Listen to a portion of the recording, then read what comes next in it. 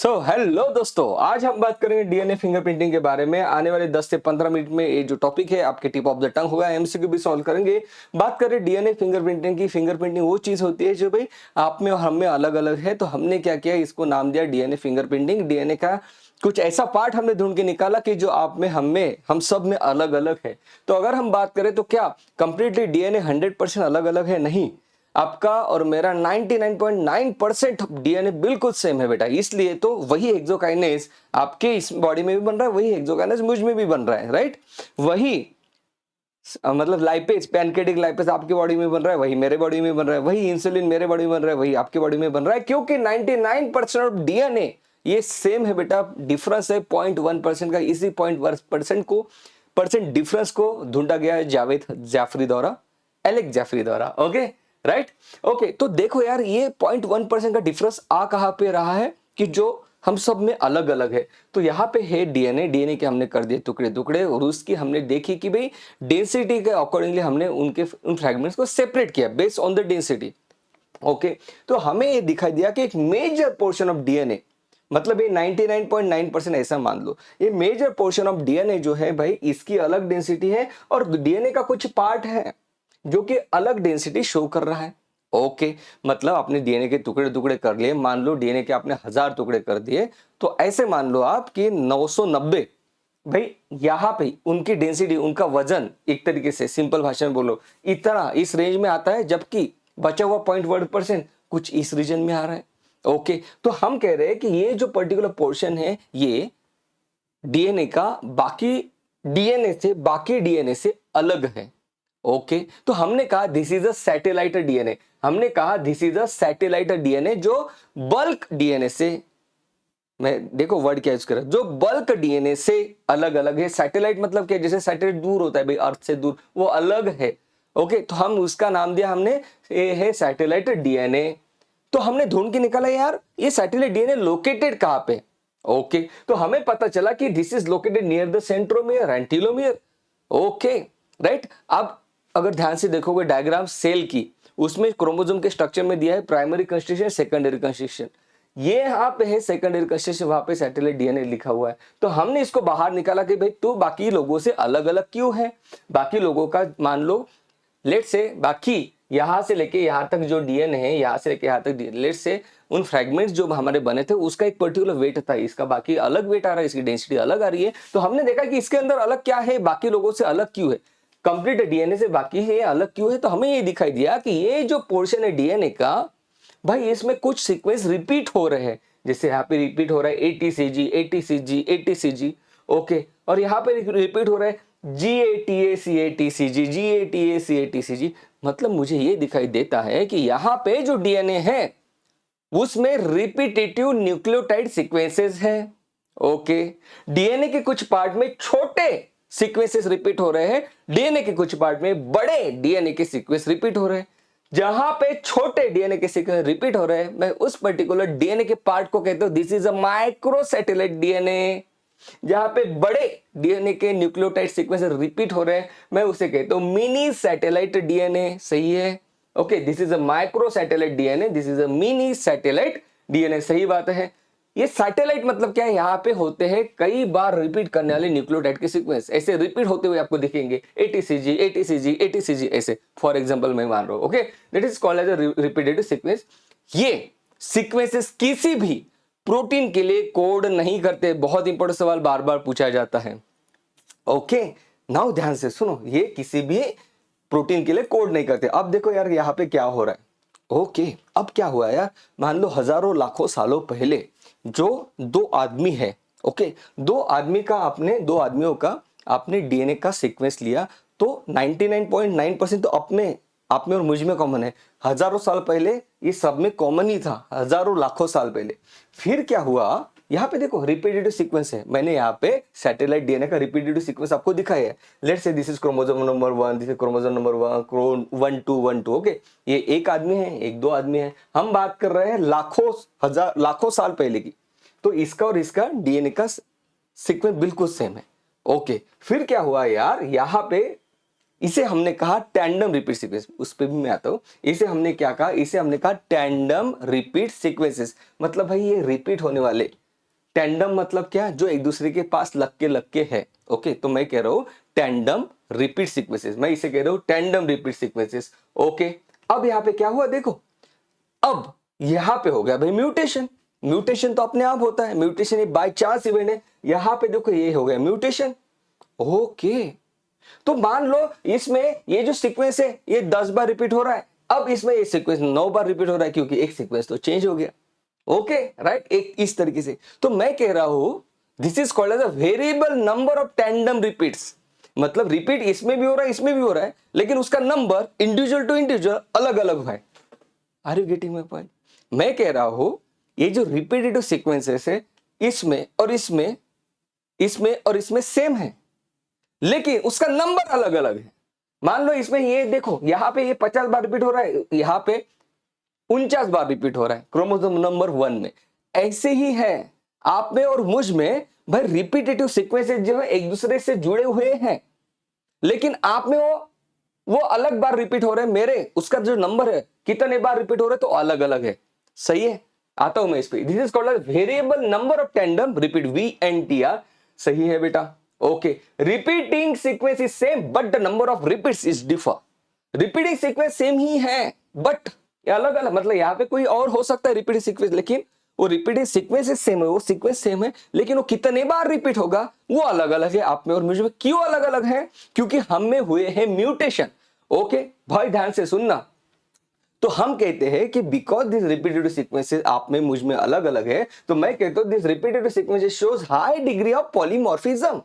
This is called as high degree of polymorphism. Poly मतलब multiple, morphism मतलब उसके shape या साइज। ओके, तो हम कह रहे हैं कि भाई आप में और मुझ में जो रिपीटेटिव सीक्वेंस अलग अलग है, तो मैं कह रहा हूं this repetitive sequence shows high degree of polymorphism. सही है। ओके, पॉलीमॉर्फिज्म क्यों हुआ? बिकॉज ऑफ म्यूटेशन हुआ।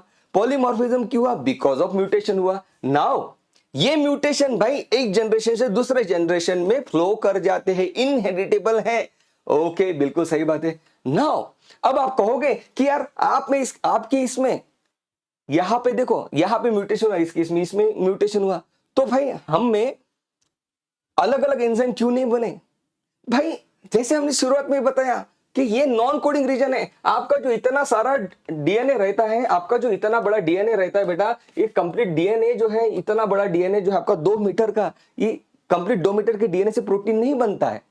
जिससे प्रोटीन बनता है हम उसको कहेंगे सिंपल भाषा में कोडिंग, जिससे नहीं बन रहा है उसको हम नॉन कोडिंग कह रहे हैं। तो बेसिकली इससे प्रोटीन नहीं बनता है, इसलिए आप में मुझ में इसमें डिफरेंस भी है, फिर भी हमें कोई फर्क नहीं पड़ रहा, फिर भी हमें कोई फर्क नहीं पड़ रहा। तो as this mutation occurring in a non coding, एक एक सेंटेंस एनसीईआरटी का है, they do not have impact on individual, mutation accumulate होते जा रहा है। This repeat sequences shed light on evolution. हम कह रहे हैं कि भाई म्यूटेशन यहां पे हो रहा है, आप में और मुझ में उसका नंबर अलग अलग दिखाई दे रहा है, तो हम कह रहे हैं आप और मैं भाई किसी एक एंसेस्टर से आए हुए हैं। So we are calling this are this repeat sequences show light on evolution, don't worry. अब देखो भाई, अब इसका हम यूज कैसे कर सकते हैं? So variable number tandem repeats, ये जो रिपीटेटिव सीक्वेंसेस है हमें कहां पे दिखाई दे रहे हैं? मिनी सैटेलाइट में। बी केयरफुल, मिनी सैटेलाइट में, हाँ, not micro, in mini satellite DNA. अब मैंने यहां पे एक आदमी लिया, एक पर्सन लिया, यहां पे दूसरा पर्सन लिया, और उसके मैंने सभी क्रोमोसोम बाहर निकाला है, क्रोमोसोम नंबर 1 से लेके 46 तक। ओके भाई, ओके, लेट से यहां पे ये सीक्वेंस इसके सैटेलाइट डीएनए में ये सीक्वेंस जो है यहाँ पे रिपीट हो रहा है। देखो इतने बार रिपीट हो रहा है, ये सीक्वेंस रिपीट हो रहा है। मान लो ये 51 टाइम्स रिपीट हो रहा है, इसमें 70 टाइम्स रिपीट हो रहा है, क्योंकि बाकी केस में तो म्यूटेशन आ गया, तो रिपीटिंग सीक्वेंस चेंज हो गए। ओके, अब यहाँ पे भाई क्या हुआ, साइंटिस्ट तो बड़े खतरनाक थे, है उन्होंने क्या किया, रेडियो एक्टिव प्रोब बना लिया। रेडियो एक्टिव प्रोब बना लिया। ये प्रोब ऐसा होता है जो इस रिपीटेटिव सीक्वेंस को जाके बाइंड हो जाता है, यहाँ पे जाके ये बाइंड हो जाता है। जैसे ये बाइंड हो जाएगा तो ये क्या करेगा कि पर्टिकुलर सीक्वेंस किस में कितने बार रिपीट हो रहा है उसका ये पैटर्न यहाँ पे हमें शो कर देगा। जैसे ये प्रोब आएगा यहाँ पे अटैच हो जाएगा, 51 टाइम्स अटैच होगा। दूसरा प्रोब आएगा, ये 64 टाइम अटैच होगा। तीसरा प्रोब आएगा, यहाँ पे अटैच होगा। तो आप में इस तरीके से बारकोड का पैटर्न मुझे दिखाई देगा जब मैं डीएनए फिंगरप्रिंटिंग का रिपोर्ट निकालूंगा तब।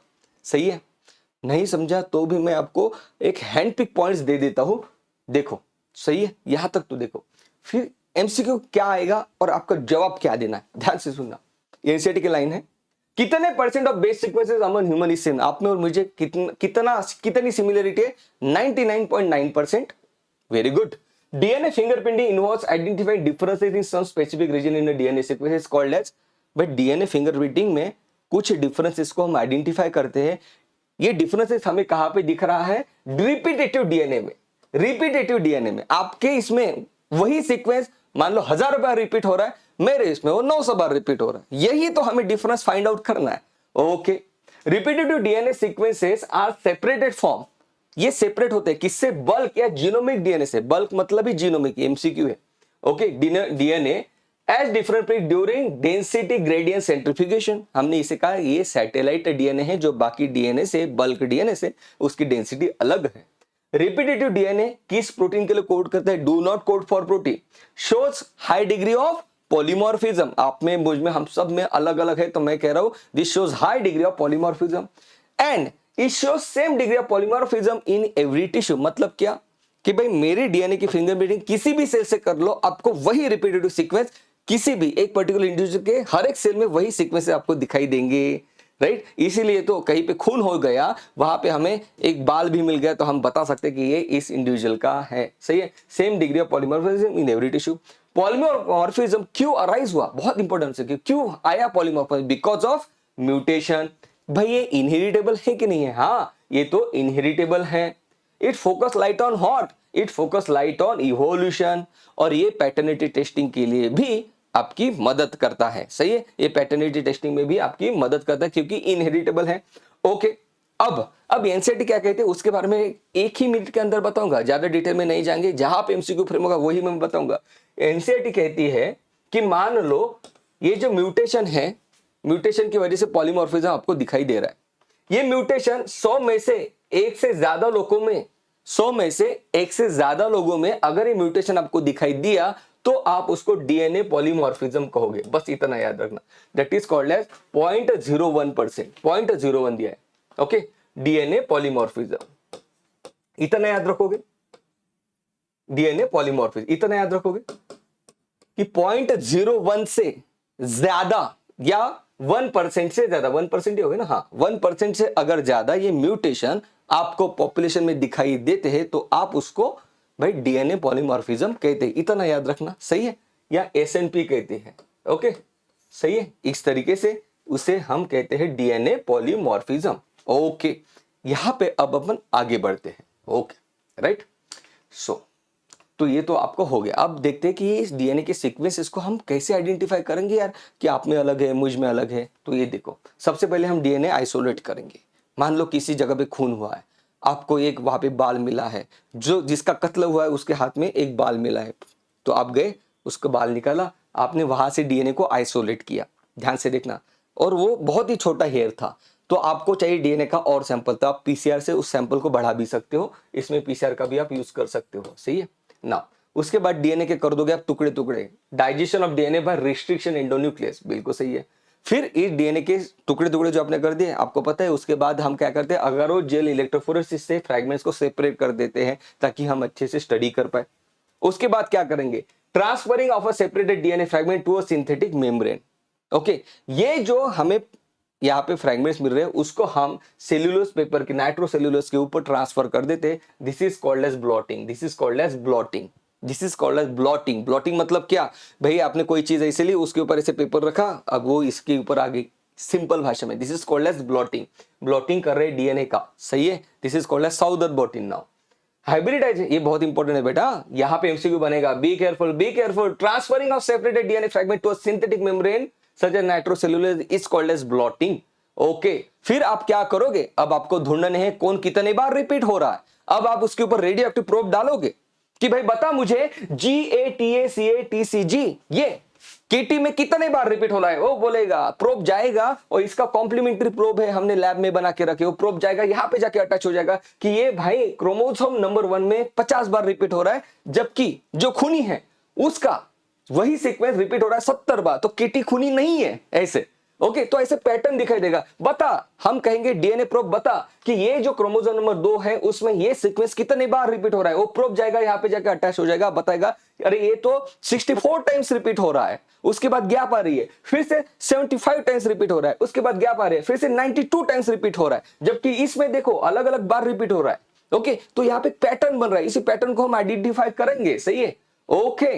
Now hybridization using labeled VNTR probe, be careful, variable number tandem repeat। ये नाम खतरनाक नहीं, नाम खतरनाक है लेकिन कोई दम नहीं है इसमें।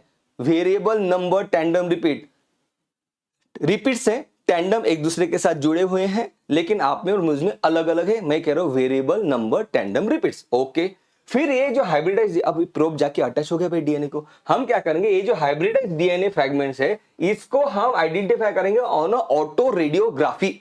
एक तरीके से इसका एक्सरे निकालेंगे, सिंपल भाषा में कहूंगा, कॉल्ड एज ऑटो रेडियोग्राफी। और फिर हमें पता चल जाएगा भाई कौन क्या क्या है। इससे हमने साउदर्न ब्लॉटिंग टेक्निक कहा है। ओके, एक बार बहुत पुराने साल में एम्स में पूछा गया था, this is process is called RFLP।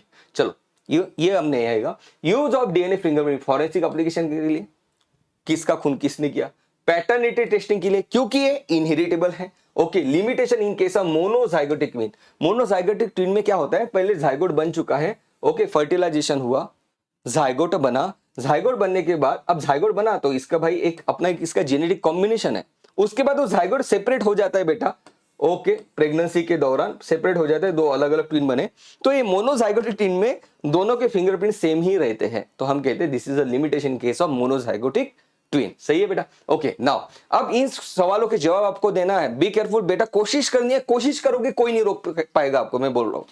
आने तो कितना भी डिफिकल्ट टॉपिक, कोई उसमें दिक्कत वाली बात नहीं है, कोशिश करना है लेकिन। Okay, VNTR are useful in DNA profiling because, क्यों यूज करते हैं, बिकॉज ये वेरिएबल है। अगर आप में मुझ में सेम होता तो मैं क्यों यूज करता, because they are hyper variable और ये इनहेरिटेबल भी है। ओके, बोथ 1 और 2 इसका आंसर आता है।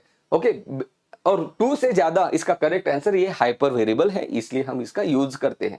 ओके, सैटेलाइट डीएनए क्या है भाई, सैटेलाइट डीएनए क्या है, ये ऐसा सीक्वेंस है डीएनए का जहां पे रिपीटेटिव डीएनए सीक्वेंसेस मुझे दिखाई देते हैं। Satellite DNA are what, protein coding है, बिल्कुल नहीं। एमआरएनए कोडिंग है, नहीं, इसका कोई कोडिंग नहीं होता। नॉन प्रोटीन कोडिंग है, प्रोटीन नहीं बनता, नहीं तो आप में अलग बनते प्रोटीन, मुझ में अलग बनते। ओके, आप पता चला 10 फुट के हो गए, मैं पता चला 5.5 कह रहा, तो ऐसा नहीं होता। Okay, so non protein coding है, कोई कोड नहीं कर रहे। Okay, satellite DNA is important because it codes for protein needed in a cell cycle.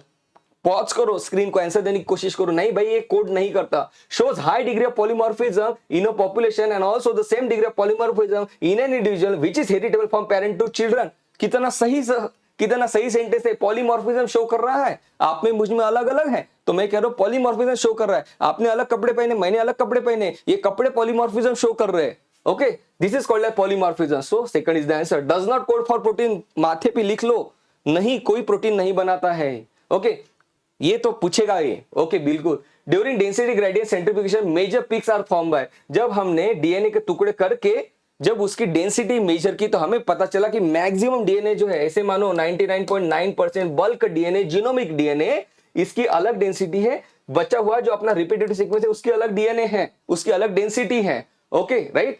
During density gradient centrifugation major peak इसने फॉर्म किया आपके बल्क डीएनए ने। This is called as bulk DNA या genomic DNA. Be careful, important MCQ. Okay, बढ़ रहे आगे। The existence of polymorphism is due to, आप में और मुझ में रिपीटेटिव सीक्वेंस सेम क्यों नहीं है, क्योंकि हम में हुआ म्यूटेशन। पहले तो अपन एक ही थे, अब आप में अलग म्यूटेशन हुए, मुझ में अलग म्यूटेशन हुए। Okay, so mutation is the reason for this polymorphism.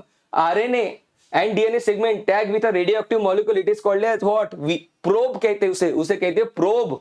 सही है, ओके।